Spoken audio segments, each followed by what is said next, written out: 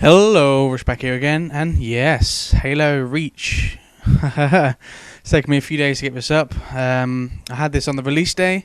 I bought ODST about a week about 4 days before the beta came out, just because to give you some videos, and I'm quite interested in it myself. But my capture card's been incredibly laggy, and I know you can upload it from Bungie or stuff. I think you got to be a Bungie Pro. But anyway, it's taken me a while, but here's the video. This is going to be my first impressions video of this, and let me just briefly talk about my quote-unquote background in Halo. Now, I'm not sure if anyone else feels like this, but I always want to play Halo and Call of Duty at the same time, like playing in the same day or whatever. I find it incredibly difficult to switch between the two, just because the techniques are so different. You can't stay solid with the tactics and like your techniques on both games. So that's the reason why I've never really liked Halo 3, and that's the main reason why I haven't bought Halo until, well, last week really. But I played 3 or 4 days of Halo 3, and then I'm playing this game, and the two are very, very different. They are a completely different feel from me anyway. The basic fundamentals are still there with your shield and stuff, but I'm going to talk about my first impressions of this game. So I'm not a pro, I'm a bit of a novice, but I seem to be able to follow my skills from Call of Duty. I can hold my own on this game. But anyway, this is the first impressions vid. And my first impressions are, this is an excellent game. Coming from a guy who didn't really like Halo 3, because I thought it was a bit, I won't get into it now, but I'm definitely coming accustomed to this game. And it's definitely making me shine towards Halo a bit more. So I've been playing this game pretty much religiously for about 3 or 4 days. I played like 100 games or so. And that's pretty impressive considering I'm a die-hard Call of Duty player. It's pretty much the only game I play. Modern Warfare 2, COD 4 or World of War. And so many changes in this game. First of all the weapons have changed. Pretty much, I'm not sure if any weapons have returned. I know a lot of them, like the Needler, the rocket launcher, stuff like that, are still in. But the assault rifle is what I'm using now, and that's been, well, for me it seems downgraded. People just don't die in bullets. Therefore, when you're using the assault rifle, you pretty much have to rely on melee and grenades pretty much, because, well, for me it just seems like it takes an entire clip or magazine just to kill someone. So and I didn't feel that in Halo 3, sorry. And everyone's beloved BR, which was in Halo 3, nice double kill for the second time. Everyone's beloved BR, which is like the M16 of the Halo, is no longer in this game. But however, it's been replaced by something I think pretty worthy. If anything, I prefer it, and it's actually called the DMR, and that's the BR, which was the battle rifle in Halo 3, was a 3-shot burst, much like the M16 of Call of Duty, and it was 3 bullets to the chest, or 3 bursts to the chest, and 1 to the head will kill them, or it's like 5 to the chest, something like that. I'm not entirely sure, but the DMR is exactly the same. So it's 3 bullets to the chest, 1 to the head, and this is the DMR I'm holding here. And I definitely prefer that, and I think it would definitely bring a new fundamental to the game of accuracy, because sometimes the battle rifle would lie, for me anyway. It seems sometimes shooting so much into them and just don't die, but I don't really seem to get that with the DMR. It seems much more precise when you're in a good connection, and no scope. I love the sniper in this game. I like sniper on Modern Warfare 2, but this sniper is great. It's definitely different skills and techniques, but all in all, I say the sniper is probably about the same, to be honest. If you disagree with any of my points, don't hate on me. I'm not a Halo player. I'd like to start playing a lot more Halo. But if you agree with any of my points, or if I'm wrong in anything I say, please leave a comment. I'll be playing this game a lot more, and I'll definitely be buying this game when it comes out in September. So those of you guys who don't know, this is the beta of Halo Reach, and Halo Reach is going to be the next Halo in the series. And that comes out, and I believe it's September. I'm not entirely sure, but I think is it the 9th? I don't even know. So I think it's in September anyway.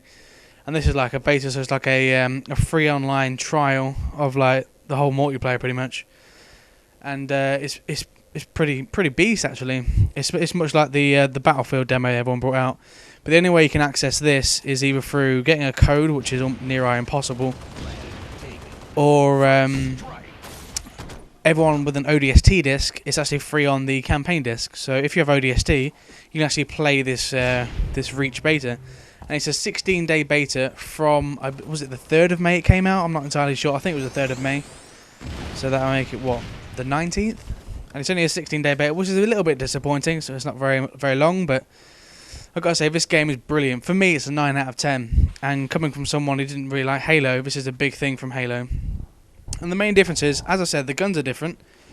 There's this thing I'm using here, I can't remember what it's called, guys, but it's the Covenant version of the DMR, which I spoke about earlier. And I believe it's the same power, because it's a 3 bullet to the chest and 1 to the head, I think. I know it's definitely for the DMR, and I presume this is exactly the same. Other things that are majorly different. You may notice I've been sprinting. If you guys not been looking at this, you can actually now sprint on this.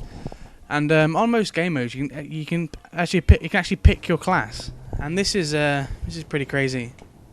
Yeah, this is definitely pretty crazy from Halo, because they've never really had a class system. They've always had everyone starts on equal grounds, and I think this is a fantastic addition, because it was so amazing when it first came out on Call of Duty 4. I think it was Call of Duty 4, Call of Duty as a whole anyway. And the classes are pretty much the same gun-wise, so you can only choose the assault rifle overkill with the Magnum, which is pretty much the basic it was on Halo 3. So I keep saying Call of Duty, my bad. But yeah, that's pretty much the only classes you get in the majority of gamers, like Team Slayer and stuff. But you can now choose from 4 power-ups. I don't know what they're called. I'm going to call them power-ups or specials or whatever you want to call them. I don't know what to call them. You get to choose from four abilities. We'll call it abilities. Let's go for that. And those abilities are as follows. You can either sprint, meaning you can run around the map for a certain amount of time. If you notice on the left-hand corner, just above the little mini-map thing, there's like a little man, looks like he's running, and then there's a little circle on there, and that has a little thing go around it, and that indicates on how much of the power-up you can use. So for the sprint functionality, it shows you how long you can sprint for. Then you have to wait a few seconds for that to fill up again, so you can sprint once again.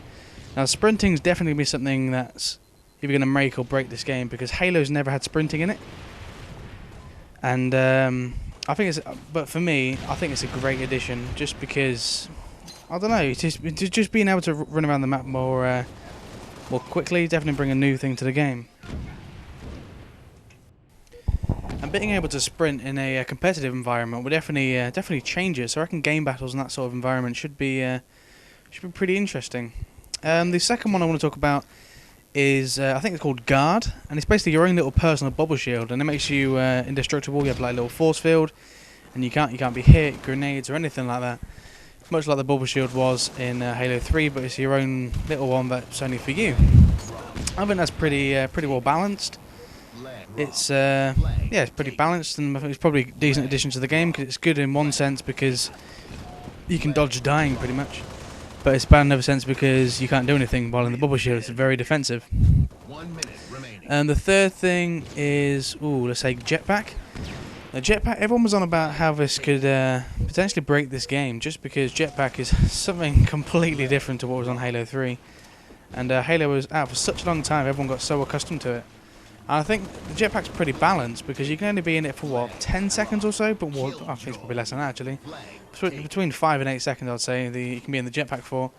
And it's not overpowered. It's not like you can get away that quickly. And that guy's in the jetpack there, as you can see. And it's perfect for maps like this, just because you can, well, for example, on this map, to get from the bottom story to the top story without going on that little gravity lift in the middle, you're going to be climbing a lot to get there. And just by using the jetpack, you can get up there straight away. But it has its downfall, just because it's such an easy target in the air. So that's pretty good. And the third thing is invisibility, and I think that could break that game. I think it would break Reach unless they don't patch it. Because imagine you playing a good team, like, well, there's no leveling on this, but let's say you're playing a team at like level 50 or whatever, and there's all using invisibility from Halo. Nah, I could break this game. So I'm not sure what my score was here, guys. But overall, my first impressions of Halo, not being a Halo player, so this is a unique perspective, because I haven't really played Halo 3 much. It's a great game. If you guys haven't got ODST, I recommend going out and buying it very soon, because the beta runs out in about, what, 10 days or so? Probably less, I'm not even sure, it's probably a bit more than that. But it's a 16-day beta, it's on the 19th of May. Pick up ODST, and that's the only way you can play the beta at the minute, unfortunately. And if you have ODST, please play it. It's a great game, and I'm sure you enjoy it. So comment, rate, and subscribe. I'll be posting several videos from the Reach beta throughout the upcoming weeks. So comment, rate, subscribe, and I'll see you in the next video, guys. Right, peace.